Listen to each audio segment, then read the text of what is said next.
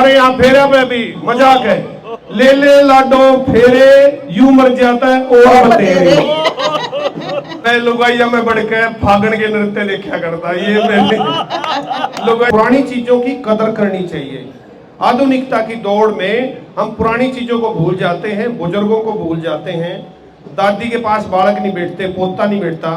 पटड़ी पटड़ी मूसी जा, बनड़े की बेबे रूसी जा, दौड़ी एली के मोगे मोग, पटड़े की बनड़े की बेबे के लोग के लोग। सारे दर्शकों ने प्रियंका को हाड़ की राम राम।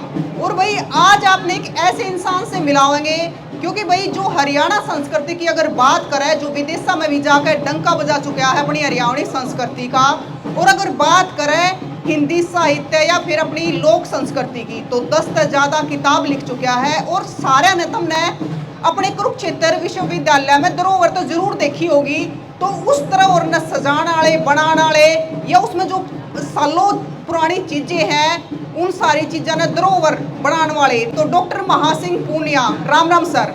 राम राम जी, राम राम। तो सर हरियाणा संस्कृति की अगर बात करें तो हर साल रत्नावली विश्वविद्यालय में मनाई जा है। तो संस्कृति अगर बात करें, संस्कृति और संस्कार दोनों अलग अलग चीजें हैं। तो एक चीज कहते हैं आज के टाइम में कि आजकल वाले तो न्यू हो गए, आजकल वाले तो न्यू कर रहे हैं, सारा पांडा आजकल वाले पर फोड़ने लगे। तो इस चीज ने बचा के क्यों कर रखा है? देखिए, बचाने की जो बात है, परंपरा हमेशा बदलती रहती है और समय के अनुसार जो पेड़ की सूखी टहनी होती है वो टूट जाती है और आगे बढ़ती रहती है, नई कोपलें आती रहती हैं। और रत्नावली की शुरुआत आप देखते हैं कि ये 1984-85 से हुई। वैसे हरियाणा दिवस मनाने की शुरुआत 1966 से ही हुई। उसके पश्चात आपको बड़ी हैरानी होगी जान करके, जो फिल्मों में अभिनेता है राजेंद्र गुप्ता, वो भी इसी मंच का हिस्सा रहे हैं, मेघना मलिक भी इसी मंच का हिस्सा रहे हैं, जयदीप अहलावत भी इसी मंच का हिस्सा रहे हैं, मैं भी इसी मंच का हिस्सा रहा हूँ। इसके साथ ही आप जो है देख सकते हैं महावीर गुड्डू भी इसी मंच का हिस्सा रहा है, जगवीर राठी भी इसी मंच का हिस्सा रहा है। तो इन मंचों के माध्यम से जो जो हमारे संस्कार और संस्कृति जो है मतलब फली और फूली है, वर्तमान दौर में थोड़ा सा एक अभाव देखने को मिल रहा है। लेकिन हमें आशावादी रहना चाहिए। और मुझे किसी कवि की वो पंक्तियां भी ध्यान आती हैं, आहा प्रकृति के पीछे एक पुरुष है न्यायी, आशा रखो आशा रखो आशा रखो भाई। तो हमें आशा रखनी चाहिए। और मुझे ये जानकर मतलब बहुत खुशी हुई और आपको बताते हुए भी बहुत खुशी हो रही है कि आड़े इस रत्नावली में कम से कम 10-15 बालक मैंने हरियाणवी ड्रेस में घूमते उड़ देखे, 10-15 छोरी मैंने हरियाणवी दामन पैड़ के घूमती उड़ देखी, और 30-40 से यानी कि 50-60 छोरी जो है पगड़ी बांधते हुए देखी। ये इस रत्नावली की सबसे बड़ी उपलब्धि है कि हम अपनी संस्कारों से, अपनी संस्कृति से चाहे कुछ समय के लिए जुड़े। जब उनको वो अच्छी लगती है तो वो उससे जुड़ते हैं। और ऐसे अनेक उदाहरण, जब मैं ऑस्ट्रेलिया में गया तो ऑस्ट्रेलिया में हमारे जो एसोसिएशन ऑफ हरियाणवी है उनके जो फैमिलीज हैं, वहाँ जिन बच्चों का जन्म हुआ उन्होंने कभी हरियाणवी ड्रेस नहीं पहनी थी, लेकिन जब उन बच्चों ने हमारे को देख करके हरियाणवी ड्रेस पहनी तो उनके परिवार को इतनी खुशी हुई। उन्होंने कहा कि डॉक्टर साहब हम ताउम्र आपके ऋणी रहेंगे।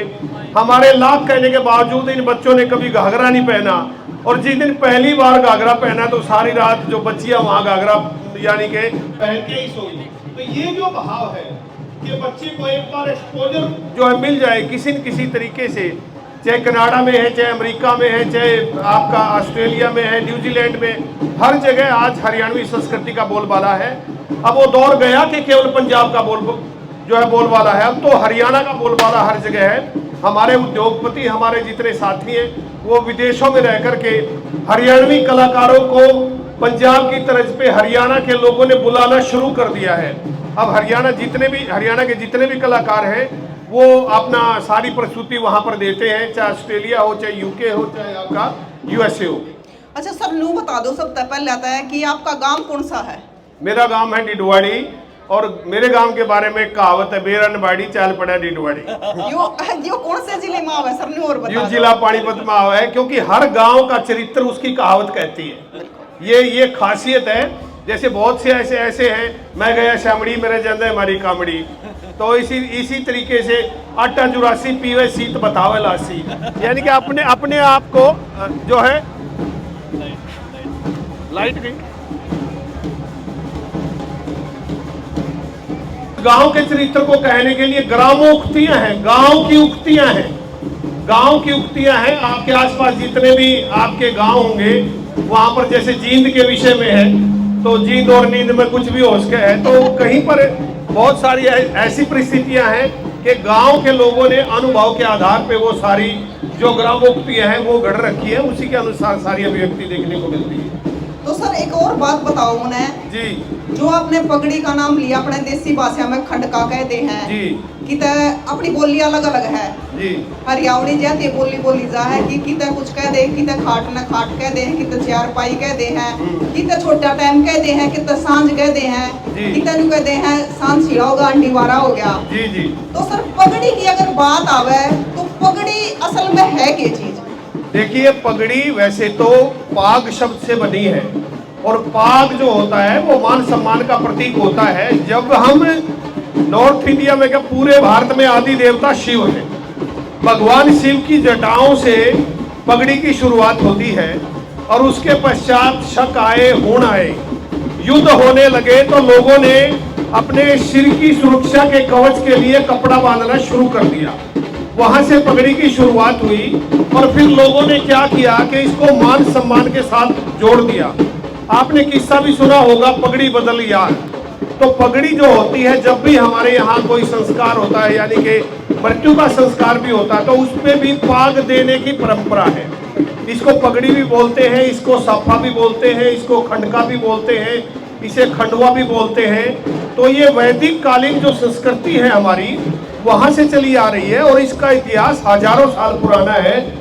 आप देखो, जब भारत में अंग्रेज आए, अंग्रेजों के पास हेड था, उनके पास पगड़ी नहीं थी, लेकिन फिर भी हमारी जो पगड़ी है वो जीवित रही और इस पगड़ी के माध्यम से आप देखते हैं कि हरियाणा में खादर है, बांगर है, बागड़ है, ब्रज है, मेवात है, अहिरवाल है। तो हर क्षेत्र की जो पगड़ी है वो बिल्कुल अलग तरीके की है। कुछ पगड़ियां यानी कि जात के आधार पर भी आप देखोगे बिश्नोइयों की पगड़ियां आपको अलग तरह की मिलेंगी। तो पगड़ी अमूमन जो है 9 मीटर की, 8 मीटर की, 10 मीटर की इस तरह की हुआ करती। तो कई बुजुर्गों से मैंने ये भी सुना कि जब पहले आज़ादी के पश्चात वो डांगर चराया करते तो 10-10, 12-12 मीटर की पगड़ी वो बांधा करते। उस पगड़ी का प्रयोग वो सोने के लिए भी करते थे, उस पगड़ी का प्रयोग वो कुएं से पानी निकालने के लिए भी करते थे। इस प्रकार जैसे जैसे समय आगे बढ़ता गया और धीरे धीरे जो पगड़ी है उसका साइज भी घटता गया, उसको बांधने वाले भी घटते गए। और कुरुक्षेत्र विश्वविद्यालय ने, जब मैं यहाँ निदेशक था तो हमने 2015 में हरियाणवी पगड़ी की शुरुआत की, पगड़ी बंधाओ फोटो खिंचाओ, और उसके बाद से आज तक 100 से ज़्यादा कलाकार जो है हरियाणा में पगड़ी बांधते हैं, उनको रोजगार मिला हुआ है। और हरियाणवी पगड़ी ने पुरुषों की सीमाओं को तोड़ करके, यानी कि आज लड़कियां भी पगड़ी बांधते हैं, विवाह के अवसर पर भी, रैली में भी पगड़ी है, छोरे के जन्मदिन पे भी पगड़ी है, दसूटन पे भी पगड़ी है, आप देखते हो कि मेहंदी की रस्म पे भी पगड़ी है। इसके अतिरिक्त हरियाणवी लेडीज संगीत की शुरुआत हो चुकी है हरियाणा में, उस पे भी पगड़ी बांधते हैं। तो पगड़ी की जो परंपरा है वो निरंतर आगे बढ़ चुकी है और मुझे उम्मीद है कि आने वाले दिनों में और अधिक लोकप्रिय होगी। सूरजकुंड का जो क्राफ्ट मेला है 2016 से लेके अब तक 10 साल मुझे हो गए, हमने लाखों लोगों को पगड़ियां बांधी है, जिसमें मतलब कितने सैकड़ों देशों को लोगों को जब भी हरियाणा में कोई आता है तो हम सबसे पहले पगड़ी बांध करके उसका स्वागत करते हैं। और हरियाणा का चाहे मुख्यमंत्री हो, चाहे आपका राज्यपाल हो, हरियाणा दिवस के अवसर पर सभी पगड़ियां बांधते हैं। क्योंकि सर हरियाणा की जो पगड़ी है वो भी तो हमारी शान है, पहचान है। बिल्कुल बिल्कुल हमारी शान है। और मतलब हरियाणवी पगड़ी के इसके अलग अलग रंग हैं। वैसे अमूमन गांव में सफेद रंग की पगड़ी बांधने की परंपरा है, लेकिन जो फेस्टिव पगड़ी के रूप में अलग अलग रंग की पगड़ी हम अपनी ड्रेस के अनुसार उसका चयन करने लग गए हैं। ये हमारी जागरूकता है, इसे हम आधुनिकता बोलते हैं। सर रत्नावली की अगर बात करें, वैसे तो जितनी भी विविधता होती है सारी बड़ी खूबसूरत हुआ है, बड़ी सुथरी हुआ है, लेकिन सबसे बढ़िया बात जो शायद पिछले साल तक शुरू करी गई चौपाल में, जिसमें सामाजिक बात हुआ है, किसी का दुख सुख बंटा हुआ है, या फिर गांव गुआंढ में के चल रहा है, आपस में बड़े बूढ़े बैठ कर बतलाया करे, और ऊपर तक जब छोटे बालक है या युवा बालक उड़े बैठा है तो उन्हें समझ में आया करे कि आखिर समाज हुआ की है। तो आज आड़े मीडिया चौपाल बनाई गई है, तो इसका क्या फायदा होगा बालका ने? देखिए, चौपाल हमारी बहुत पुरानी संस्कृति है। गांव में मतलब वो सांझी संस्कृति है। गांव में कोई भी सामाजिक काम होता था वो चौपाल में होता था। किसी की बारात आती थी चौपाल में होती थी, और इसी प्रकार किसी की सगाई होती थी जो चौपाल में, किसी की पंचायत होती थी चौपाल में। यानी कि एक ऐसा सार्वजनिक स्थल था चौपाल जो धीरे धीरे समाप्ति की ओर अग्रसर हुआ। तो उसके पश्चात अनूप लाठर जी ने चौपाल की विधा रत्नावली में शुरू की। 2008 के आसपास ये विधा शुरू हुई, और अब की बार हमारे मन में एक आइडिया है, क्यों न हम मीडिया चौपाल की शुरुआत करें। इस चौपाल के माध्यम से आप देखोगे, यहाँ देखिए ब्रज बोलने वाले यहाँ आए, मेवाती बोलने वाले यहाँ आए, बांगरू बोलने वाले यहाँ आए, और बागड़ी बोलने वाले यहाँ आए, गायक यहाँ पर आए, और बुद्धिजीवी यहाँ पर आए। आप पत्रकार हो, पत्रकार यहाँ पर आए, तो संस्कृति प्रेमी यहाँ पर आए, नृत्यकार यहाँ पर आए, तो सपेरे यहाँ पर आए। इस चौपाल का उद्देश्य ये है कि ये सबकी साझली है। जैसे सांझी होती है ना, सबकी साझली, तो इसी प्रकार ये चौपाल जो है सबकी साझली है। और चौपाल की जो संस्कृति है उसको पुनर्जीवित करने के लिए मॉडरेट जो है उसको करके हमने हरियाणवी मीडिया चौपाल उसको बनाया है। सर एक बात बताओ, आप है ना कसुती तरिया लाग रहे हो कति हरियाणवी संस्कृति ने बचाने पे, चाहे हरियाणवी चौपाल हो या फिर अपना हेरिटेज विलेज हो, वो भी मैंने देखा है घना गजब का बना रखा है जिसमें अपनी हरियाणा की सारी चीज मिल रही देखने है जी। तो सर क्या कहना चाहोगे कि आज के बच्चे उस चीज से शिक्षा ले सकें? भाई देखो, मैं तो रंग चुका हूँ इसमें, हरियाणवी रंग में। अपना वैसे संस्कृति में रोजगार की संभावनाएं कम होती हैं, ये गर्भूत तमाशा होता है हमेशा, लेकिन फिर भी मेरे जैसा व्यक्ति जो पिछले 30-35 साल से चाहे धरोहर बनाई, देश में अलग अलग 30 संग्रहालय और स्थापित किए, इसके अतिरिक्त विदेशों में जाकर के हरियाणवी संस्कृति का। लेकिन मुझे सबसे बड़ा जो खुशी तब हुई जब देश के प्रधानमंत्री नरेंद्र मोदी जी ने मेरे कंधे पे हाथ रख के ये कहा कि डॉक्टर साहब आप संस्कृति बचाने का काम बहुत अच्छा काम कर रहे हो और इस काम को आगे बढ़ाओ। तो उसके पश्चात फिर मैंने निर्णय लिया जीटी रोड पे एक विरासत हेरिटेज विलेज बनाने का, जो नवंबर में शुरू हो रहा है, और वहाँ पर हरियाणवी संस्कृति के पूरे ठाठ देखने को मिलेंगे। किसी को हरियाणवी में ब्याह करवाना है तो मारे दोहराइयो, किसी को बात में गीत गान वाली चाहिए तो मारे दोहराइयो, किसी को नाचन वाली चाहिए तो मारे दोहराइयो, किसी को हरियाणवी स्टाइल में मेहंदी की रस्म करवानी है तो मारे दोहराइयो, किसी को हरियाणवी स्टाइल का जो आपको लेडीज संगीत करवाना है तो मारे दोहराइयो। और मतलब नॉर्थ इंडिया का कोई भी राज्य हो, जिस भी स्टाइल से किसी को हेरिटेज मैरिज करवानी है तो मारे दोहराइयो। तो हमने एक नया कॉन्सेप्ट लेके आ रहे हैं कि जमाने के अनुसार जो व्यक्ति नहीं चलता और वक्त उसे पीछे छोड़ देता है, तो इसलिए हमने लोग पैसे देंगे और हम अपनी संस्कृति का प्रचार प्रसार करेंगे। इस तरीके का हमने प्रयास किया। वहाँ पर चौपाल भी है, वहाँ पर बैठक भी है, वहाँ पर नौरा भी है, वहाँ पर दहलीज भी है, वहाँ पर सारे ठाठ आपको देखने को मिलेंगे।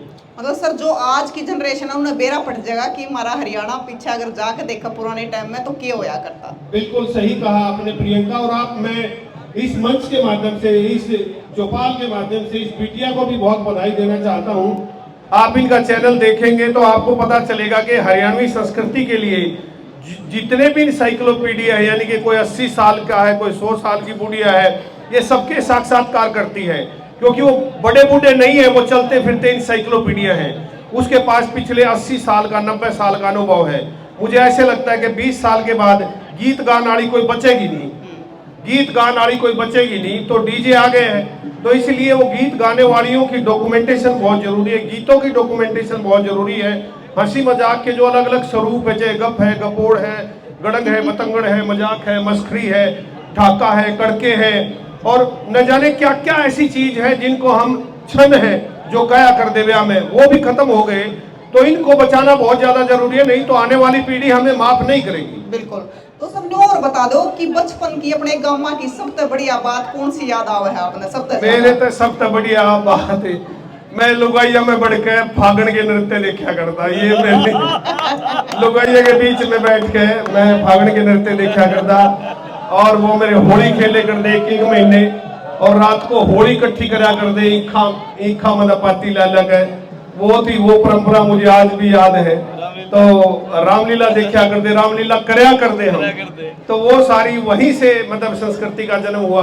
किस प्रकार हम गोवर्धन की पूजा करते हैं, किस प्रकार हम सीढ़ी माता का मतलब धोख मारे हैं, किस तरीके से शीतला माता की धोख मारे हैं, किस तरीके से देवउठनी ग्यास मनाओ है, किस तरीके से होई माता की पूजा करे हैं, ये सारी परंपराएं, किस तरीके से दिवाली मनाओ है और किस तरीके से गोवर्धन की पूजा के समय हाड़ी को जो मतलब पैसे दिए जाते हैं और हाड़ी और पाड़ी को, वो जो परंपरा थी उस परंपरा को मैंने प्रत्यक्ष रूप से देखा हुआ है कि मैंने भी डांगर चराए ओढ़े। अच्छा।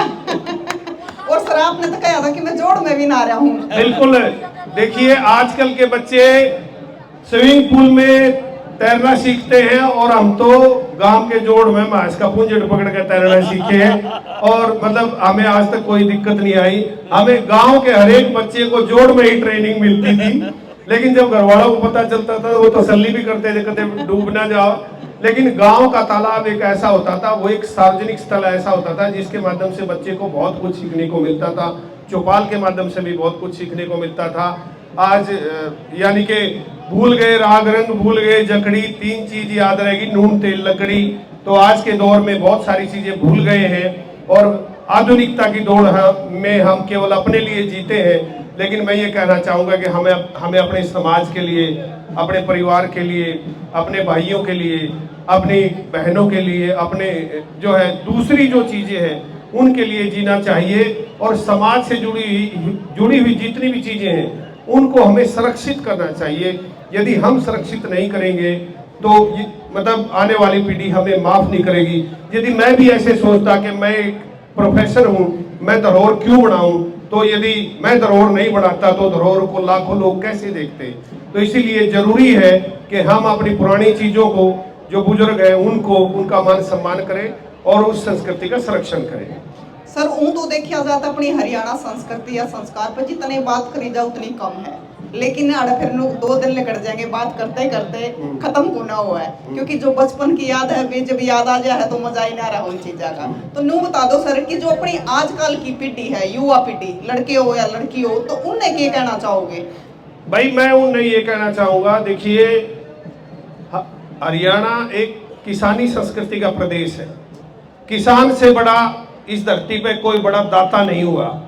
किसान की जब चिड़िया जो है मतलब उसका अनाज खाती है तो किसान कहता है, एक कहावत है वो, राम की चिड़िया राम का खेत, खाओ चिड़िया भर भर पेट। मतलब पक्षी को भी नहीं उड़ाता वो। तो इस प्रकार हरियाणा की जो संस्कृति है वो जो भाईचारे की संस्कृति है, चौपाल की संस्कृति है, बड़े बड़ेरों का मान सम्मान हमें करना चाहिए, पुरानी चीजों की कदर करनी चाहिए। आधुनिकता की दौड़ में हम पुरानी चीजों को भूल जाते हैं, बुजुर्गों को भूल जाते हैं। दादी के पास बालक नहीं बैठते, पोता नहीं बैठता, बापू के पास बेटा नहीं बैठता, तो इसलिए माँ के पास बेटी नहीं बैठती। तो ये जो गैप आ गया है, इस गैप को मीट आउट करने के लिए हमें जरूरी है कि अपने बुजुर्गों के प्रति सम्मान रखें और उनका मान सम्मान करें, उनके पास बैठें और अपनी धरोहर को, अपनी संस्कृति को जरूर बचाएं। यदि हमारी धरोहर नहीं बचेगी तो हम भी नहीं बचेंगे। सर पहले की अगर बात करें तो पहले तो हंसी मजाक भी से करा करते, ईवतन कहे उठते कोना की सेवा हंसी मजाक। पहले तो आप देखिए हंसी हंसी में हरियाणा वाला ने हसनगढ़ बसवा दिया था। तो कहते या तो दीवाना हंसे या जिसे तू तौफीक दे, वरना इस दुनिया में आके मुस्कुरा सकता है कौन। हरियाणा एक ऐसा प्रदेश है जहां मृत्यु पे भी हंसी है। देखो आप बांगर में खेड़ा ले आवे लुगाई, और खेडे में जो गीत गावे हैं वो क्या है, हंसी ही तो है। हाय हाय बूढ़ा क्यों मरिया, बूढ़े ने पीली लासी, पोते ने दे दी फांसी, बूढ़ा न्यू मरिया, हाय हाय बूढ़ा क्यों मरिया।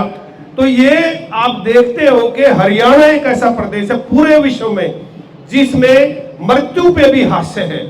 आप देखते हो कितने चुटकुले ऐसे हो गए, मतलब देखते होंगे आप। एक ताऊ मर गया, बूढ़ी रोटी खान लग रही, एक ताई आई आए तू रोटी खान लग रही है, ए बेबे एक बुगल रह गई, देखिए मेरी चंगाड़ है।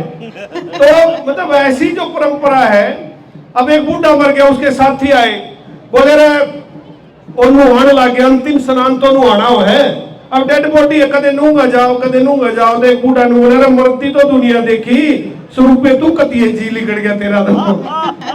तो ऐसी जो है आपको बड़ी हैरानी होगी, बड़ौदा में दो भाई थे, दोनों बन ब्याए, एक रामधन एक स्वरूपा, दोनों की कदकाठी एक सी, एक मर गया। अब गांव वाले बूढ़े तो घड़े कसूतो हैं, अर्थी बांधन लाग रहे, स्वरूपा मर गया तो अर्थी बांधन लाग रहे। एक बूढ़ा आया, बोले रे रामधन लेट के देखिए, छोटी तो नहीं रह जाएगी इस टाइम।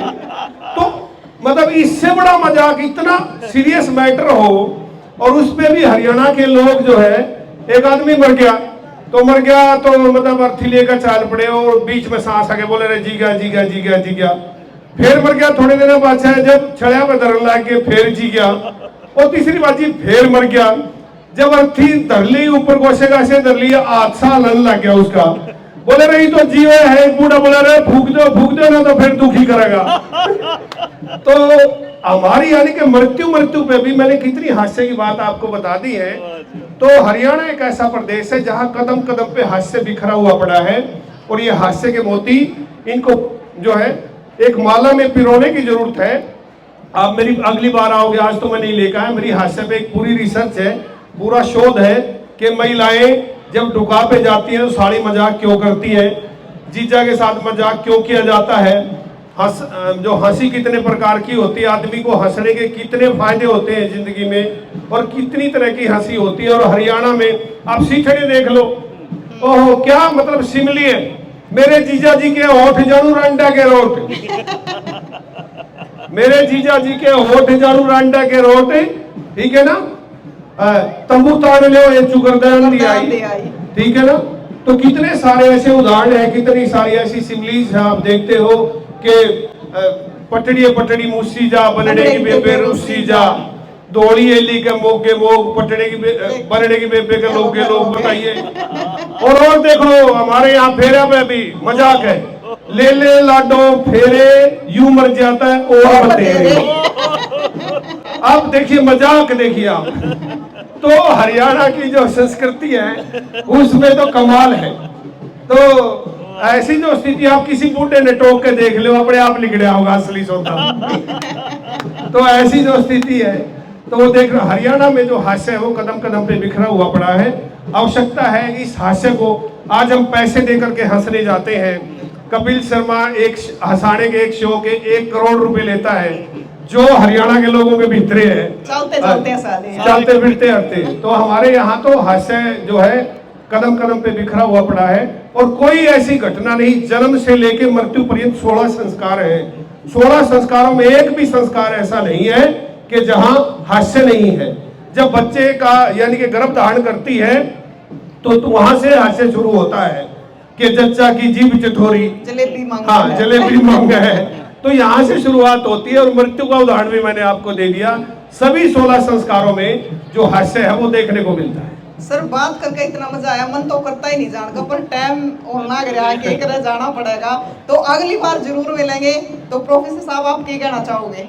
देखिए डॉक्टर महासिंह पुनिया जी अकेले ऐसे शख्स जो हरियाणवी संस्कृति के साथ साथ आपने हरिभूमि का अपने नाम सुना होगा, और ऐसे बहुत सारे अखबार, इसमें लोकल अखबार आया करता, उसकी शुरुआत करी। और कुरुक्षेत्र विश्वविद्यालय में पहली बार आपके बच्चे गांव से जो आते हैं वो बीए जो पढ़ाई करने आते हैं मीडिया की पढ़ाई के लिए, खास तौर से बच्चियों के लिए, हमारी बेटियों को पत्रकारिता में लेके आने के लिए, ये करीबन 2000 के आसपास आपने विश्वविद्यालय के कॉलेज में पत्रकारिता का ये छोटा कोर्स शुरू किया, और आज वो 10 कोर्सों में तब्दील होते हुए संस्थान में बदला, जिसकी बागडोर आपके हाथ में है। तो ये मीडिया चौपाल का कंसेप्ट आपका रहा, और आप देखें आपके गांव देहात की बच्चियां जो गांव से पढ़ के हमारे बीच आती हैं, आज सारा काम पूरी कमान उनके हाथ में। और एक और महिला शक्ति का उदाहरण बहन प्रियंका हमारे बीच में बैठी है। जरूर एक बार जोरदार तालियां जब हरियाणा की बात आती है अपनी बेटियों के लिए। हमारा नारा भी है बेटी बचाओ बेटी पढ़ाओ, और महिला सशक्तिकरण की बात हो, अपनी वीर बनने की बात हो, आज जरूर ये बात लेकर जाए यहाँ से। बहुत नाम, पूरे भाईचारे की बात हो तो हरियाणा का नाम सबसे ऊपर आता था। थोड़ी गड़बड़ हो रही है, जब अपनी वीर बनने की बात हो, रात में कितने बजे कहीं को निकल जाए कोई दिक्कत नहीं थी, थोड़ी सी कमी आ रही है।